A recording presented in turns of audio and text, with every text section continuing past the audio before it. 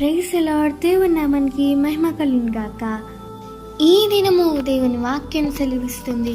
కొలస్సీయులకు రాసిన పత్రిక 3వ అధ్యాయము 2వ వచనం. పైనున్న వాటి మీదనే కానీ భూ సంబంధమైన వాటి మీద మనసు పెట్టుకొనకుడి అని దేవుని వాక్యం సెలవిస్తుంది. అవునండి, ఒకసారి మనల్ని మనం పరీక్షించుకుందాం.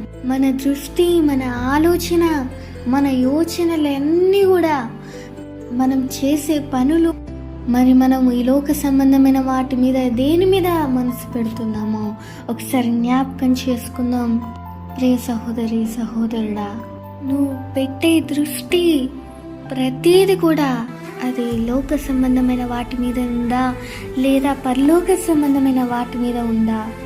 మరి నీ పని విషయంలో, నీ జాబ్ విషయంలో, నీ బిజినెస్ విషయంలో, నువ్వు చేసే పనుల విషయంలో, నీకున్న సమస్యల విషయంలో నువ్వు మనసు పెడుతున్నావా?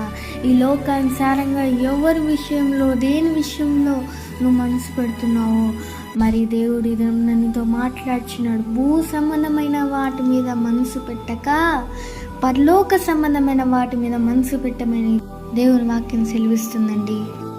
మరి అదేగాక ఈ లోకానుసారంగా నువ్వు దేని గురించి అయితే దేవుని అడుగుతున్నావో, దేని గురించి అయితే లోకానుసారంగా అత్యాశ పడుతున్నావో, మరి దేవుని వాక్యం సెలవిస్తుంది, ఈ లోక సంబంధమైన వాటి మీద నీ మనసు ఉంచకు, పరలోక సంబంధమైన వాటి మీద, పైనున్న వాటి మీద నీ మనసు ఉంచమని దేవుని వాక్యం సెలవిస్తుందండి. మరి లోక సంబంధమైన పనులలో కానీ, కొన్ని విషయాలలో కానీ మనం ఎంతగానో మనసు పెట్టి ఎన్నో కార్యములు చేస్తాం, కానీ మరి నశించిపోయే ఆత్మల కొరకు ఎవ్వరు కూడా పట్టించుకోరండి. అవును, మరి పైనున్న వాటి మీద మనసు అంటే ఆ నిత్య రాజ్యం కొరకు, ఆ నిత్య జీవం కొరకు, ఆ నిత్య రక్షణ కొరకు నీ మనసుంచమని దేవుని వాక్యం సెలవిస్తుంది. ఇన్ని ఆత్మలు నశించిపోతున్నాయే అని మరి ఒక్కసారైనా వారి దగ్గరికి వెళ్ళి నువ్వు సువార్తను ప్రకటించావా? వారి విషయమై నీకు భారం ఉందా అని దేవుడు నిన్ను ఈ దినమున ప్రశ్నిస్తున్నాడు. ప్రియ సహోదరి, సహోదరి, నిన్నే కాక నిన్ను, నన్ను, మరి లోకంలో ఉన్న వారందరితో దేవుడు మాట్లాడుచున్నాడు. మరి ఈ లోకంలో ఉన్న నశించుటకు సిద్ధంగా ఉన్న ఇన్ని ఆత్మల్ని ఎట్టి విధంగా రక్షించాలని ఆ పైనున్న వాటి మీద మనసు ఉంచట్లేదు, కానీ ఈ లోకానుసారంగా మన విషయంలో, మన పనుల విషయంలో, మన సంబంధించిన విషయంలోనే మన మనసు ఉంచుతున్నామండి. మరి ఈ ఆత్మలన్నీ రక్షించబడి ఆ నిత్య రాజ్యంలో వీళ్ళందరితో కలుసుకోవాలని, ఆ నిత్య రక్షణ వీళ్ళందరికీ అందాలనే ఆశతోని మనం ఉన్నామా? ఒకసారి ఆలోచిద్దాం. ప్రియ సహోదరి, సహోదరులా, ఈ లోకానుసారమైన వాటి మీద, ఈ లోకంలో ఉన్న వాటి మీద, ఈ లోకంలో అయిపోయిన వాటి మీద కానీ, రాబోతున్న వాటి మీద కానీ, ఈ లోకంలో ఉన్న వాటి మీద కానీ మన మనసు ఉంచక ఆ నిత్య పరలోక రాజ్యాన్ని మీద మనసు ఉంచ, పైనున్న వాటిని వెతుకుతూ ఆ పైనున్న వాటి మీద మనసు ఉంచి ఆత్మలను రక్షించి ఆ నిత్య రాజ్యానికి తీసుకువెళ్ళాలనే ఆశ మనందరిలో కలుగునుగాక. అందరం కలిసి ప్రార్థించుకుందామండి.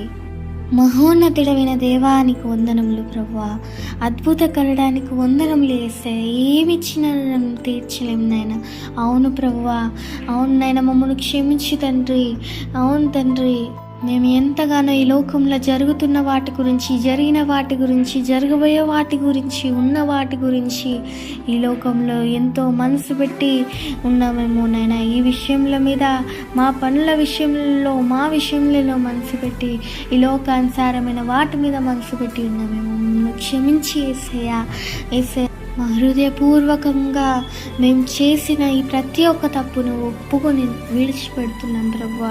ఇక పైనున్న వాటి మీద మా మనస్సు ఉంచి నశించుటకు సిద్ధంగా ఉన్న ఈ ఆత్మలన్నిటినీ ప్రభువా నీ కొరకు రక్షించి ఆ నిత్య రాజ్యానికి చేర్చే కృపనిమ్మని నాయన. ఆ పైనున్న వాటి మీదనే మా మనసు ఉంచుమని తండ్రి. యేసయ్యా, ఈ లోకానుసారంగా ఏదైతే ఉందో మాలో ప్రతి ఒక్కటి ఈ లోకానుసారంగా ఏదుందో తీసివేయండి ప్రభువా.